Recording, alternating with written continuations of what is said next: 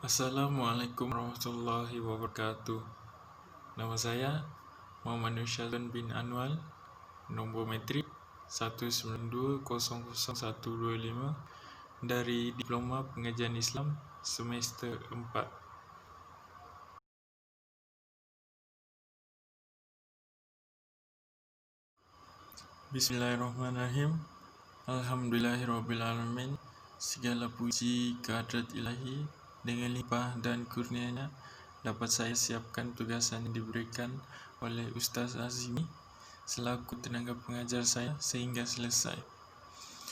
Terima kasih juga kepada rakan-rakan saya yang banyak membantu menyiapkan tugasan ini, dan juga Ustaz Azimi kerana telah membimbing saya sehingga selesai menyiapkan tugasan ini. Saya ucapkan terima kasih.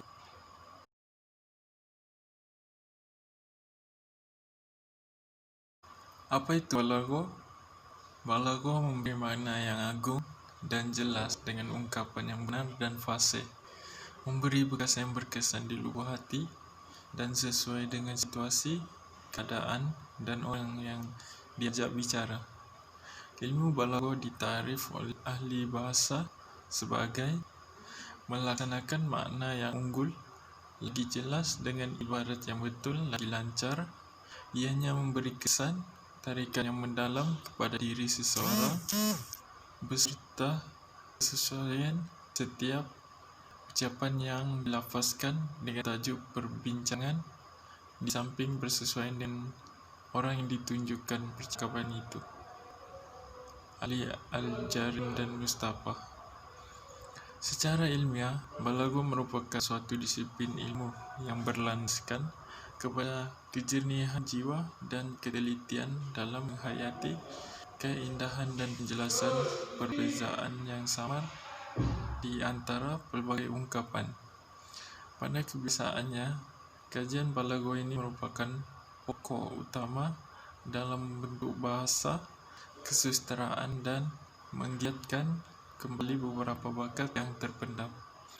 Untuk mencapai tingkatan ini, seseorang itu haruslah membaca karya-karya sastra, menganalisis dan membandingkan karya-karya sastra, dan harus memiliki kepercayaan pada diri sendiri sehingga mampu menilai baik buruk terhadap sesuatu karya sastra sesuai dengan kemampuannya.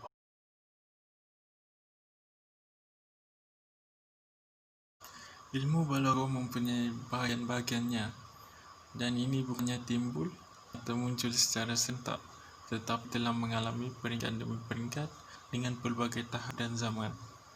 Apabila berlaku banyak pembukaan ibu kota Islam yang menyaksikan ramai manusia menerima ajaran Islam, maka berlakulah percampuran antara orang-orang Arab dengan bangsa-bangsa lain. Penduduk tempatan dari pelbagai bangsa dan etnik telah mula bergaul dengan orang-orang Arab, sama dari segi politik, ekonomi, sosial, dan bahasa, dan sebagainya. Percampuran ini memberi kesan yang mendalam kepada pengguna bahasa dan gaya bahasa Arab. Kesilapan dan kejanggalan banyak berlaku dari sudut gaya bahasa yang digunakan. Walaupun dituturkan dalam bahasa Arab, tetapi kesan daripada bahasa tempatan asal mempengaruhi sebutan, gaya bahasa, slang, dan lain-lain. Ini ditambah pula dengan kesilapan membariskan perkataan dari struktur ayat. Jadi, kesalahan-kesalahan dari sudut nahwu, sorof, dan gaya bahasa banyak didapati dengan meluas. Para ulama bahasa telah berusaha untuk memperbaiki keadaan ini dengan memaskini kedudukan bahasa Arab, menyebabkan lahirnya ilmu-ilmu yang bertujuan memperkukuhkan bahasa Arab. Antaranya ialah ilmu bahasa, nahwu, dan sorof. Selepas itu, barulah timbul usaha-usaha untuk memperkemaskan gaya bahasa, termasuk dari sudut keindahan yang membuka jalan kepada ilmu balaghah.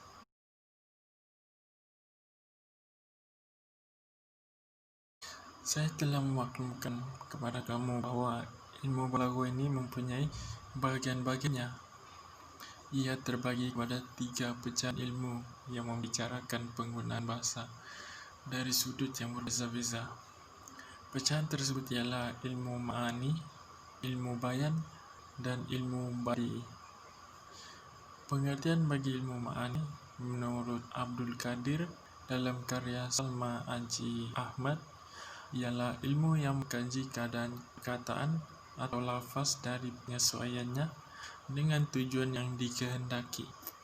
Antara aspek yang dibahasan di dalam ilmu ini ialah al-khobar, al-insya, uslub al-amr, al-nahi, al-istifham, al-nida, al-fasl, al-wasl, al-tawkid, al-ijaz, dan al-idnab. Ilmu bayan pula ialah satu disiplin yang berfungsi menyatakan kehendak dalaman individu yang mendapati kehendak yang diluahkan dan semestinya bersesuaian dengan keadaan melalui berbagai gaya bahasa dan penjelasan yang dapat difahami oleh penerima secara akli atau logik. Ilmu bayan juga bertindak sebagai asas untuk membasmikan kecacatan makna dan ayat. Tegasnya, kemantapan ilmu balaghah terletak pada kejituan ilmu bayan. Ia seterusnya membantu dalam memantapkan bahasa supaya kekal dengan keindahannya.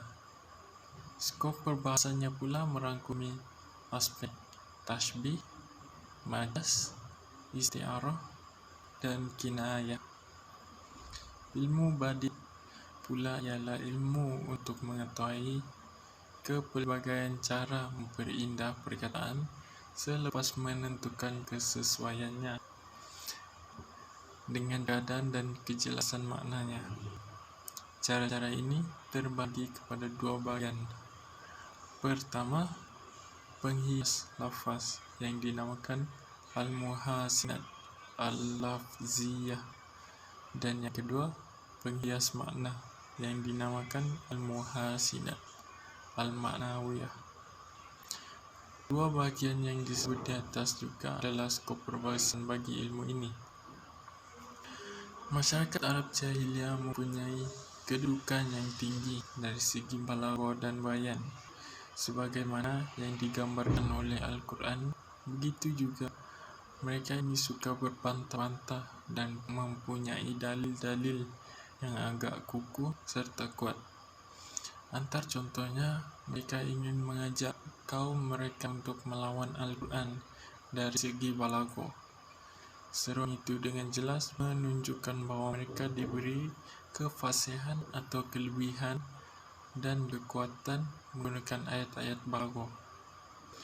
Diriwayatkan bahwa Al-Walid bin Al-Mughirah, yaitu salah seorang yang menentang Rasulullah, apabila beliau mendengar sesuatu daripada ayat Al-Quran, beliau berkata, "Demi Allah, sesungguhnya aku telah mendengar beberapa ayat daripada Muhammad yang mana ia bukan dari perkataan seorang manusia atau jin. Ia sangat indah dan berbunga-bunga."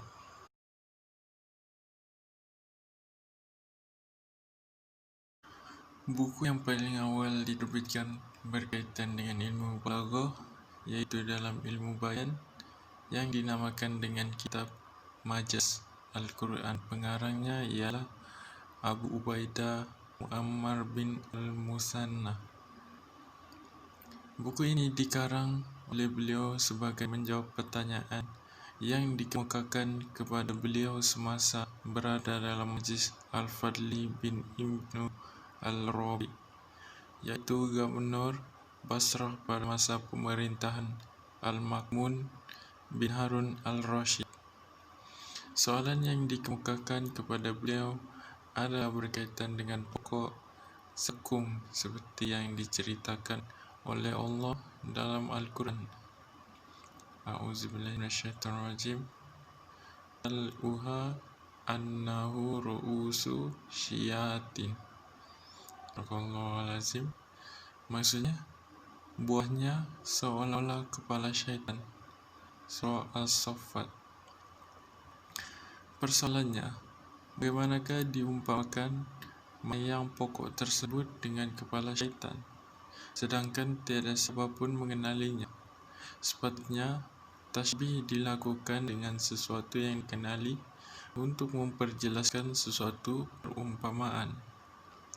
Abu Ubaidah menjawab, perkara ini sama dengan apa yang telah dinyatakan oleh Umru Al-Qais dalam syairnya, yang bermaksud, adakah dia nak membunuhku, sedangkan pedang Al-Mashrafi ku jadikan sebagai bantal, dan begitu juga mata-mata tombak yang tajam seperti taring-taring jembalang.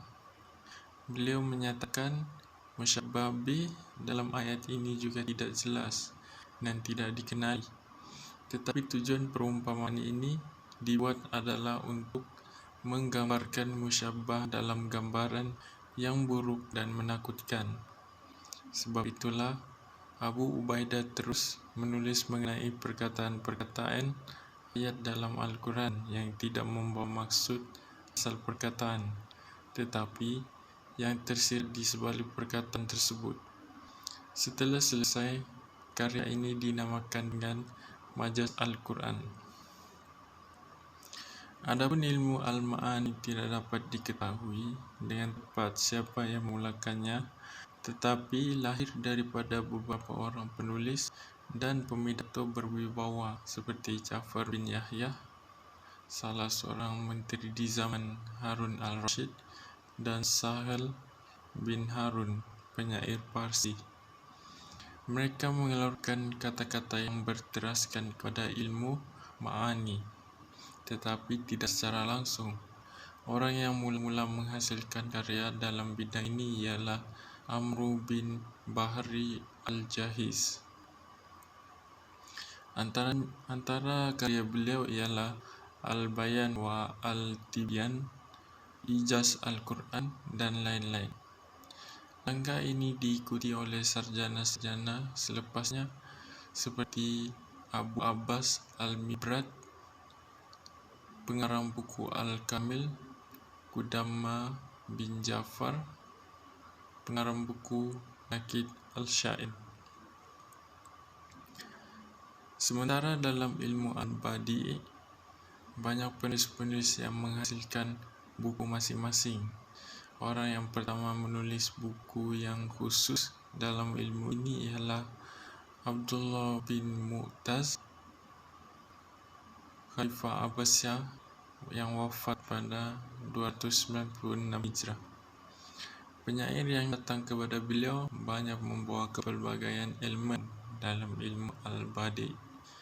Dalam syair-syair mereka seperti Bishr bin Badri, Muslim bin Al-Walid, Abu Tamam, dan lain-lain. Ibnu Mu'taz telah mengumpul semua syair ini dalam 17 jenis. Orang yang turut membantunya ialah Qudama bin Ja'far, yang berjaya mengumpul sebanyak 20 jenis lagi yang diselaraskan dengan Ibnu Mu'taz. Hinggalah mereka menetapkan sebanyak 30 jenis, yaitu had maksimum yang terkumpul pada masa itu. Zaman berikutnya ditambah lagi oleh penulis-penulis lain. Antara yang memberi sumbangan yang besar pada perkembangan ilmu ini ialah Abu Ubaidah Ma'mar bin Musanna, yang meninggal pada 211 Hijrah dengan bukunya Majaz Al-Quran. Abu Usman Amru bin Bahri al-Jahiz, yang meninggal pada 255 Hijrah dengan bukunya Al-Bayan wal Tibyan dan Ijaz Al-Quran. Abdullah bin Muslim bin Qutaibah al-Dainuri, yang meninggal pada 275 Hijrah dengan bukunya Ta'wil Mushkil Al-Quran, dan lain-lain.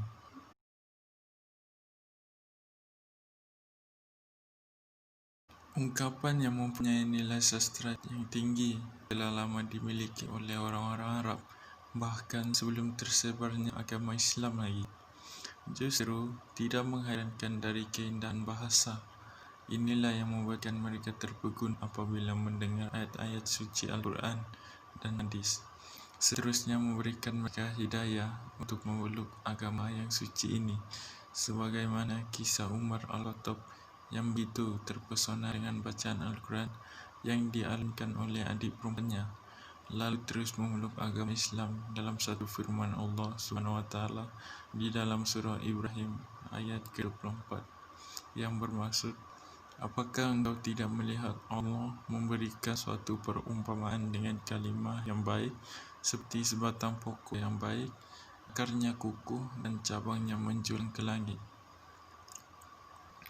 Oleh itu, ilmu balaghah dianggap sebagai ilmu bahasa yang terawal kemunculannya dalam Islam dan amat dititik beratkan oleh masyarakat Arab, terutamanya dalam memahami bahasa, rahasia keunikan Al-Quran, dan membezakan perkataan yang baik dan sebaliknya. Ilmu balaghah menjadi semakin penting apabila banyak kawasan baru dibuka pada zaman pemerintahan Islam, dan penduduknya yang bukan berbangsa Arab berminat untuk mendalami bahasa Arab serta menghayati keseniannya. Tiada baris kata yang dapat kulafazkan